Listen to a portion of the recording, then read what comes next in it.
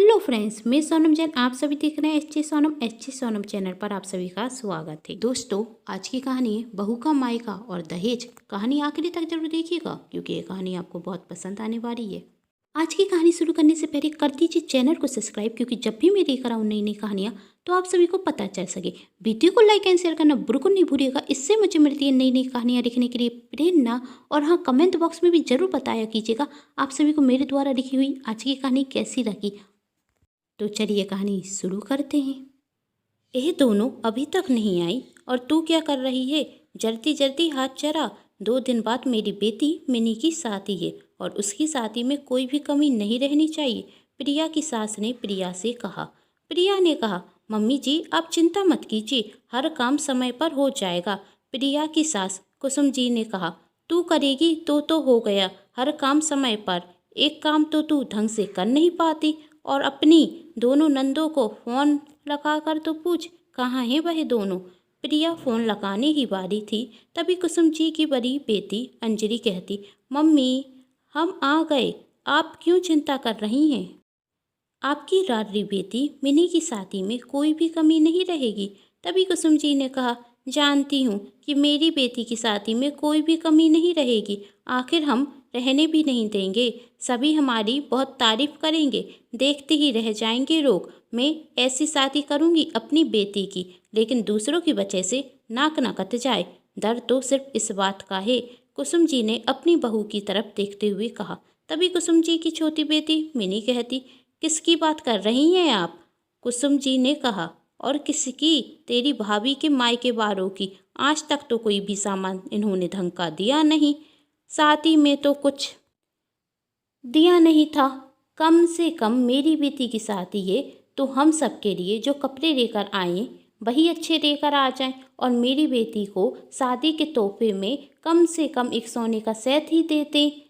बोल क्या देने वाले हैं तेरे माँ और पापा मेरी बेटी की शादी में? कुसुम जी ने अपनी बहू प्रिया से कहा। प्रिया, वही अभी मेरी मम्मी पापा से बात नहीं हुई, इसलिए मैंने पूछा नहीं। तो ठीक है, आज अपने मम्मी पापा से कह देना कि शादी में आए तो कम से कम हमारी इज्जत की परवाह रखें, कोई भी सामान उठाकर लेकर ना आए। शादी में 4 रिश्तेदार होंगे और मुझसे सब पूछेंगे बहू के मायके से क्या आया, तो मुझे शर्मिंदगी महसूस नहीं होनी चाहिए, समझ गई तू? प्रिया हाँ में सिर हिला देती। प्रिया की छोटी ननंद ने कहा, हाँ भाभी, मम्मी सही कह रही हैं, मुझे भी अपने ससुराल में दिखाना होगा, इसलिए आप अपने मम्मी पापा से कह देना कि मेरे लिए कोई ऐसे वैसे कपड़े लेकर ना आए, और सोने का सेट ही चाहिए मुझे आपके मायके से। रात को फ्री होकर प्रिया अपने मायके में फ़ोन लगाती तो उसकी माँ पूछती, कैसी है बेटी? प्रिया, माँ मैं तो ठीक हूँ, आप कैसी हैं? प्रिया की माँ ने कहा, वैसे तो सब ठीक है, बस तेरे पापा की तबीयत ठीक नहीं लग रही है। क्यों माँ, क्या हुआ? अरे बेटी, तू तो जानती है 2 महीने बाद तेरी छोटी बहन की शादी है, और तेरी छोटी बहन के होने वाले ससुराल से डिमांड बढ़ती ही जा रही है। बस उसकी ही चिंता है तेरे पापा को। हाँ बता, तूने क्यों फ़ोन किया था? प्रिया की माँ ने पूछा। प्रिया, कुछ नहीं माँ, बस आपकी याद आ रही थी इसलिए फ़ोन कर दिया। और आप कब आ रही हैं शादी में? हाँ, हम शादी के दिन ही आ जाएंगे सुबह से, प्रिया की माँ ने कहा। प्रिया कहती, ठीक है माँ, मैं आपके आने का इंतज़ार करूँगी, और हाँ पापा से कहना कि अपने स्वास्थ्य का ध्यान रखें, ज़्यादा चिंता मत करें। अच्छा, अब मैं फ़ोन रखती हूँ, कहकर प्रिया फ़ोन रख देती। प्रिया ने अपने मम्मी पापा को यह कहने के लिए फ़ोन लगाया था कि शादी में सबके लिए महंगे महंगे कपड़े और ननंद जी के लिए एक सोने का सेट लेकर आना, लेकिन अपनी माँ की बात सुनने के बाद प्रिया से हिम्मत ही नहीं हुई कि वह अपनी माँ से कुछ मांग सके। प्रिया सोच रही थी, अब क्या करूं? जब सासू माँ पूछेंगी तो उन्हें क्या जवाब दूंगी? प्रिया इसी विषय में सोच रही थी। आखिर पापा भी हम दोनों बहनों को कब तक देंगे? सच तो यह है, छोटी की शादी है, पापा को उसकी भी तो तैयारियां करनी होंगी। छोटी की शादी में भी तो बहुत खर्च होगा। पापा की तबीयत तो पहले से ही ठीक नहीं है, और यदि मैं पापा से कह देती कि आप हमारे घर पर भी अच्छा ही लेकर आना, तो वह कहाँ से इंतजाम करते? और ये सुनकर तो पापा की तबीयत और बिगड़ जाती। नहीं नहीं, मैं अपने पापा से कुछ नहीं मांग सकती। सोचते सोचते सुबह हो गई। प्रिया को तो 1 मिनट के लिए भी नींद नहीं आई, और आती भी कैसे। सुबह उठकर प्रिया फिर से शादी की तैयारियों में जुट गई। तभी उसकी सास ने उससे पूछा, तेरे मम्मी पापा से बात हुई? प्रिया ने कहा, हाँ, कुसुम जी कहती तो तूने उन्हें समझा दिया ना? प्रिया ने हाँ में जवाब दिया, लेकिन वही अंदर ही अंदर घबरा रही थी।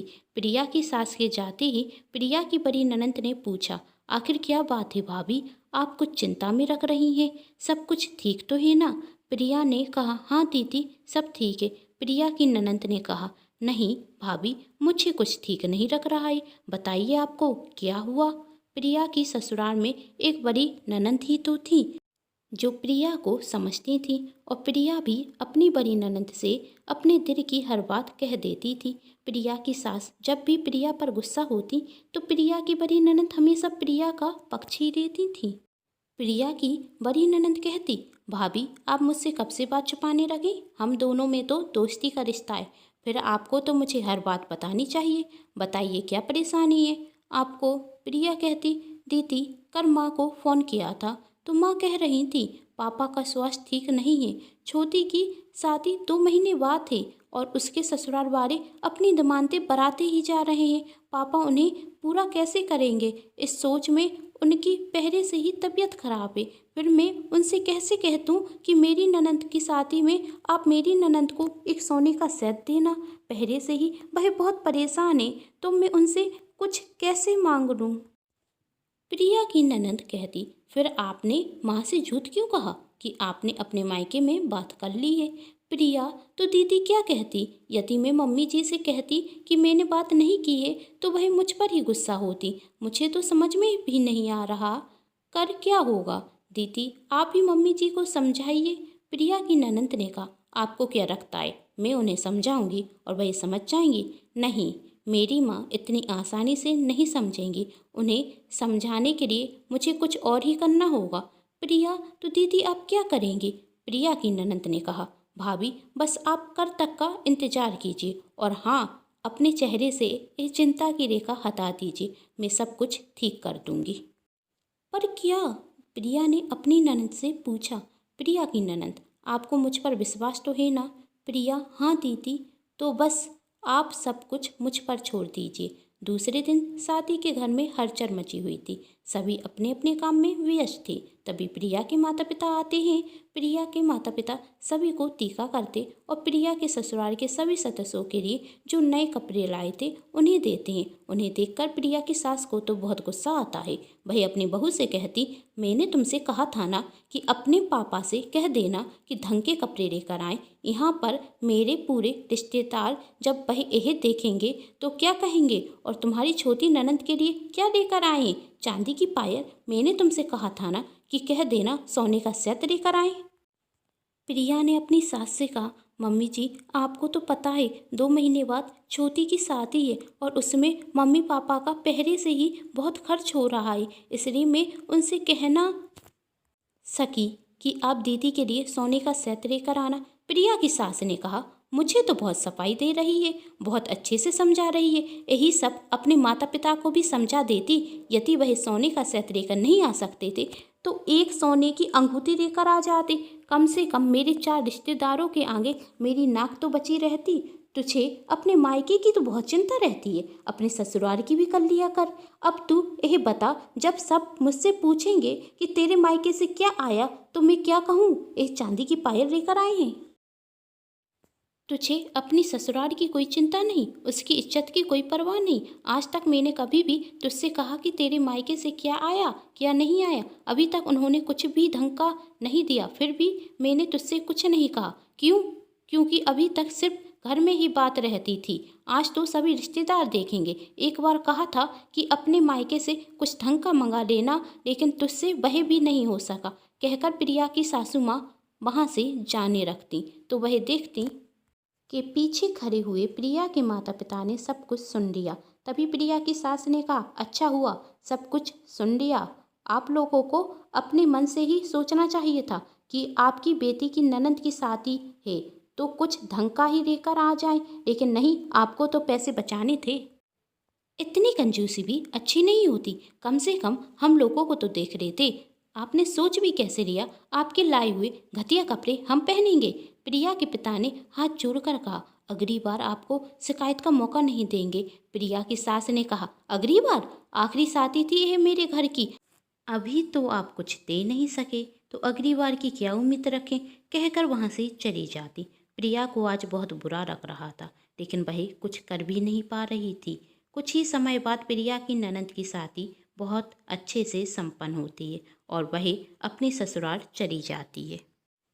शादी होने के बाद प्रिया के ससुराल में आए हुए हर रिश्तेदार जाने रखते और जब प्रिया की बड़ी ननद के परिवार वाले जाते तो प्रिया की सास उन सबको कपड़े और 500 रुपये का तीखा करती हैं। तभी प्रिया की ननद की सास कहती हैं, क्या समधन जी, हमें आपसे यही उम्मीद नहीं थी, सिर्फ 500 रुपये? हमने तो सोचा था हमारी बहू का बहुत पैसे वाला है तो कम से कम सोना चांदी तो दोगे ही, लेकिन आप तो हमें 500 रुपये में ही विदा कर रही हैं। और ये कोई साड़ी है जो आप मुझे दे रही हैं? इतनी घटिया साड़ी मैं पहनूंगी? आपने सोच भी कैसे लिया? कोई भी रखी हुई साड़ी उठाकर हमें देती और इज्जत के साथ हमें विदा कर रही हैं। हम कौन से आपके घर पर रोज रोज आते हैं? कभी कभार तो आते हैं, उसमें भी आप हमें ऐसे विदा कर रही हैं। इतनी कंजूसी भी अच्छी नहीं होती समधन जी। प्रिया की सास ने अपनी बेटी की सास से कहा। इस बार आप यही सब ले जाइए, अगली बार आपको शिकायत का मौका नहीं देंगे। प्रिया की ननद की सास ने कहा। अगली बार कब? आपके घर की आखिरी शादी थी, हम तो सोच रहे थे कि आप हमें खुश कर देंगे, लेकिन आपने तो हमारी इज्जत तक नहीं रखी। अब जब हम अपने घर जाएंगे तो हमारे मोहल्ले और आस पड़ोस के लोग हमसे पूछेंगे, बहू के मायके से क्या लेकर आई हो? तो हम क्या जवाब देंगे? यह एक घटिया साड़ी लेकर आए हैं और 500 रुपये का टीका किया है। आज तक आपने जो भी दिया हमने उसे शांति से स्वीकार कर लिया, तो आपको लगा इस बार भी हम आपसे कुछ नहीं कहेंगे। आज तक हमने कभी भी आपसे कोई शिकायत नहीं की। इसका मतलब यह नहीं कि हमारी कोई इज्जत नहीं, कम से कम सोच तो रहती। जब हम अपने घर जाएंगे तो हमें भी तो अपने आस पड़ोस में जवाब देना होगा, और जब मुझसे मेरे रिश्तेदार पूछेंगे तो मैं उन्हें क्या जवाब दूंगी? प्रिया की सास ने कहा। बेटी की शादी में ज़्यादा ही खर्च हो गया है, इसलिए अभी तो हम आपको कुछ भी नहीं दे पाएंगे, लेकिन बाद में ज़रूर देंगे। प्रिया की ननद की सास ने बड़े ही आदर से कहा। समधन जी, हमें आपसे ना ही अभी कुछ चाहिए और ना ही बाद में कुछ चाहिए। यह सब तो नाटक था जो मैंने आपकी बेटी के कहने पर किया था। प्रिया की सास, नाटक? तभी प्रिया की बड़ी ननद कहती। हाँ मम्मी, नाटक। जब भाभी ने मुझे बताया कि उनके पापा अभी कुछ दे नहीं सकते और आप उनसे मांग रही थी तो मुझे बहुत बुरा लगा, इसलिए मैं आपको एहसास कराना चाहती थी जब बेटी के ससुराल बारे मांग रखते हैं तो कैसा रखता है। आपने कहा कि बेटी की शादी है इसलिए बहुत खर्च हो गया है, लेकिन आपने यह नहीं सोचा कि भाभी के मायके में भी तो उनकी छोटी बहन की शादी है, तो उनके भी माता पिता का खर्च तो हो ही रहा होगा, तो वह आपकी मांगे कैसे पूरी करते?